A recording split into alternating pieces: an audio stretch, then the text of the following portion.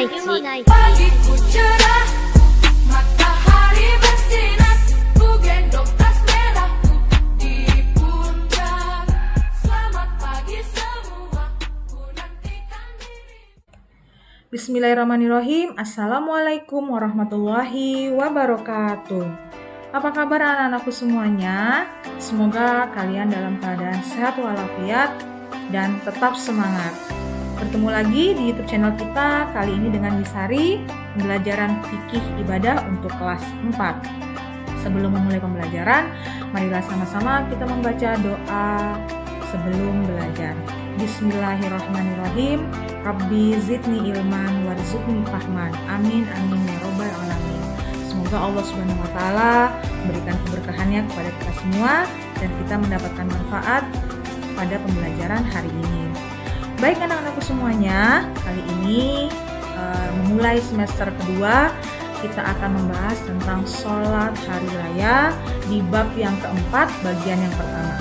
Oke, kita mulai saja ya. Kali ini materi pembelajaran kita yaitu yang pertama adalah tentang pengertian sholat id, hukum sholat id, dan sholat idul fitri. Kita mulai dengan pengertian sholat id. Sholat id adalah sholat yang dirayakan tentu saja pada hari raya umat Islam. Yang kedua, sholat id diperintahkan atau dilaksanakan oleh umat Islam yang dilaksanakan pada tahun pertama Hijriah. Kemudian sholat id adalah sholat id ain adalah sholat 2 hari raya.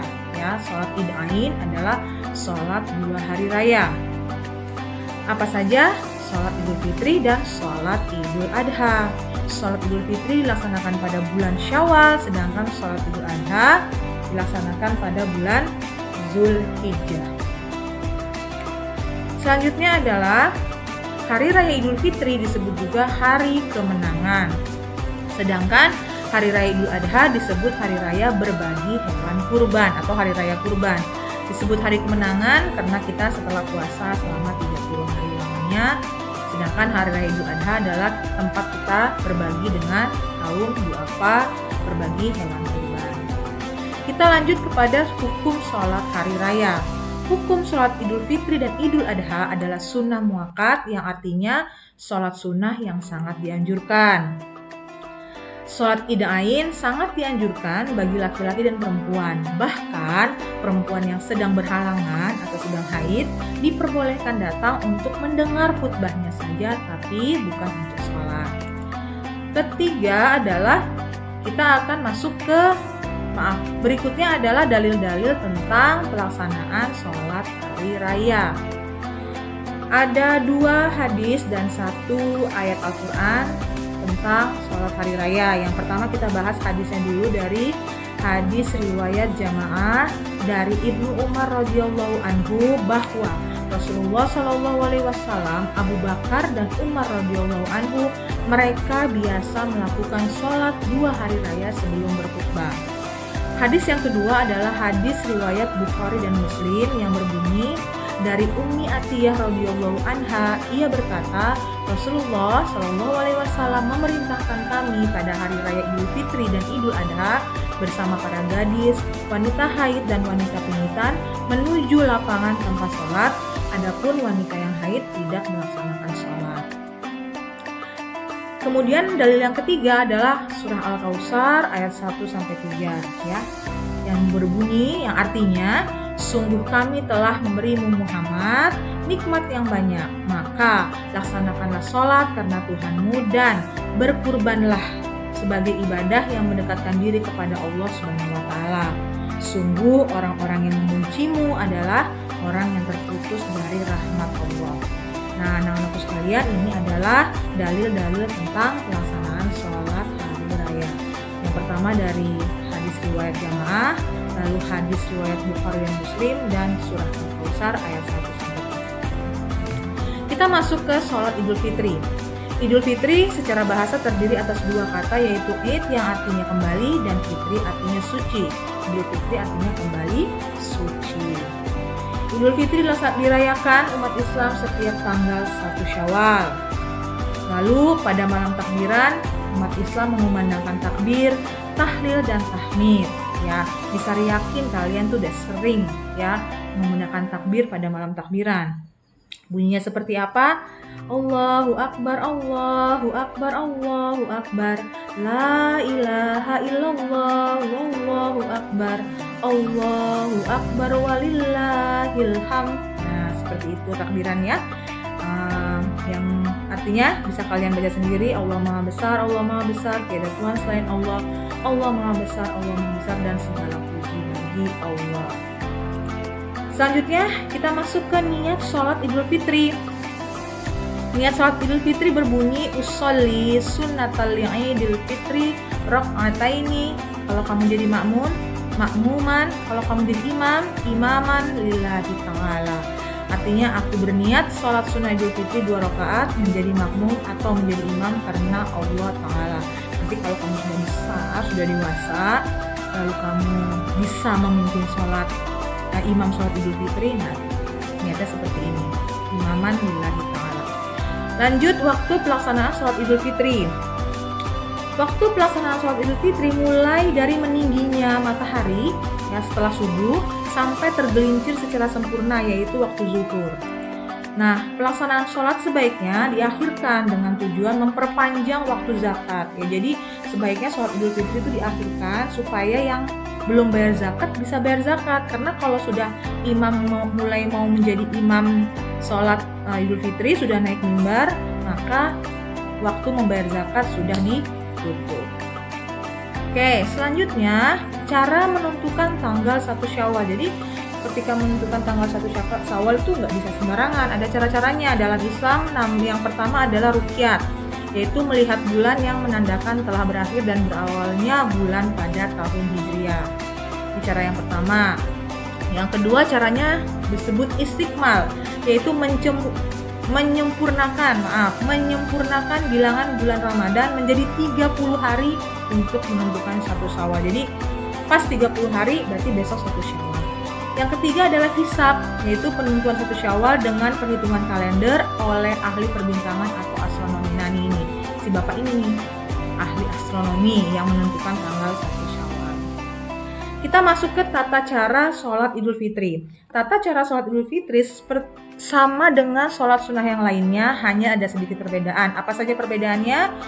Kita lihat, kalau sholat Idul Fitri dilaksanakannya secara berjamaah, lalu tidak didahului azan dan iqomah, terdiri dari 2 rakaat. Nah, yang membedakan lagi adalah membaca takbir 7 kali pada rakaat pertama, tulisannya 7 kali, dan 5 kali pada rakaat kedua. Lalu di sela-sela takbir membaca Subhanallah walhamdulillah wala ilaha illallah wallahu akbar la haula wala quwata illa billahil aliyil azim. Nah, ini di sela-sela takbir yang 7 dan takbir yang 5 kali. Lalu imam mengeraskan suara dan setelah sholat Id dilanjutkan dengan khutbah Idul Fitri. Nah, itu tadi tata cara pelaksanaan sholat Idul Fitri. Kita lanjut ke urutan pelaksanaan sholat Idul Fitri. Sama ya dengan sholat sunnah yang lainnya. Pertama, berdiri tegak dan menghadap kiblat, membaca niat dalam hati diiringi dengan takbiratul ihram, lalu kita takbiratul ihram, lalu membaca doa iftitah, lalu membaca takbir 7 kali pada rakaat pertama dan 5 kali pada rakaat kedua. Di sela-sela takbir membaca tadi Subhanallah walhamdulillah dan seterusnya. Kemudian membaca surah Al-Fatihah, lalu membaca surah pendek yaitu surah Al-A'la di rakaat yang pertama dan surah Al-Ghasyiyah pada rakaat yang kedua. Kemudian ruku dengan tumaninah. Tumaninah itu artinya tidak terburu-buru. I'tidal dengan tumaninah, sujud dengan tumaninah, lalu duduk iftirosi dengan tumaninah, sujud kedua juga dengan tumaninah. Kemudian berdiri untuk rakaat kedua. Nah, rakaat kedua ingat tadi takbirnya 5 kali. Di sela-sela takbir membaca yang tadi. Nah, subhanallah walhamdulillah wala ilaha illallah dan seterusnya. Kemudian membaca surah Al-Ghasyiyah dan selanjutnya gerakan dan bacaan sama dengan rakaat yang pertama. Kemudian tasyahud akhir, tahiyat akhir, salam. Setelah selesai kemudian mendengarkan khutbah. Pada saat khutbah yang pertama, khatib membaca takbir 9 kali. Jadi ada 2 khutbah ya. Dan khutbah yang kedua sebanyak 7 kali khatib membaca takbir. Kita lanjut ke bagian keempat, yaitu amalan sebelum sholat Idul Fitri. Jadi sebelum sholat Idul Fitri ada sunnah-sunnah yang dilaksanakan oleh Rasulullah.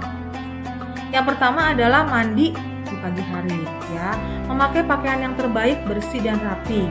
Pakaian terbaik itu nggak mesti baru ya, tapi yang baik, yang cakep, yang cantik, nah bersih dan rapi. Memakai wangi-wangian, makan dan minum sebelum berangkat sholat. Sambil berjalan menuju tempat sholat disunahkan membaca takbir, lalu mengambil jalan yang berbeda ketika berangkat dan pulang sholat. Maksudnya apa nih Miss? Jadi Rasulullah kalau beliau sholat Idul Fitri dan Idul Adha, berangkatnya lewat mana, perginya lewat mana. Nah, dengan niat itu adalah syiar, memberikan syiar silaturahmi, saling bertemu dengan tetangga. Nah, itu dan saling membagi kebahagiaan di hari raya. Makanya Rasulullah selalu berangkat dan pulang dengan jalan yang berbeda. Terakhir adalah manfaat sholat Idul Fitri. Yang pertama, meningkatkan rasa kasih sayang antar sesama seperti fakir miskin, kaum duafa dan anak yatim. Mempererat hubungan silaturahmi dan persaudaraan, mendekatkan diri kepada Allah Subhanahu wa taala dengan memuji-mujinya dengan takbir, tahlil, tahmid, lalu menyempurnakan pahala ibadah di bulan Ramadan. Setelah kita puasa, kita bermaaf-maafan. Dapat menghapuskan dosa terhadap orang lain dan dengan saling memaafkan, dan dapat meningkatkan kesabaran dan ketakwaan setelah kita berpuasa. Nah, ini adalah manfaat sholat Idul Fitri.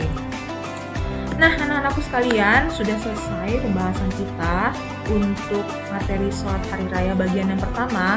Nanti kita akan lanjutkan ke bagian yang kedua, yaitu tentang tata cara sholat Idul Adha. Terima kasih ya yang sudah memperhatikan dan menyimak video pembelajaran hari ini. Semoga kalian mendapatkan manfaatnya, dan jangan lupa subscribe YouTube channel Al Amanah, lalu follow IG-nya, juga follow Facebook-nya SDIP Al Amanah, supaya kalian mendapatkan informasi tentang sekolah kita. Dan semangat ya, semangat PJJ. Semoga kita berdoa sama-sama pandemi ini akan segera berakhir dan kita akan bertemu di sekolah. Kita tutup dengan hamdalah, alhamdulillahirabbil alamin. Wabillahi taufiq wal hidayah. Wassalamualaikum warahmatullahi wabarakatuh.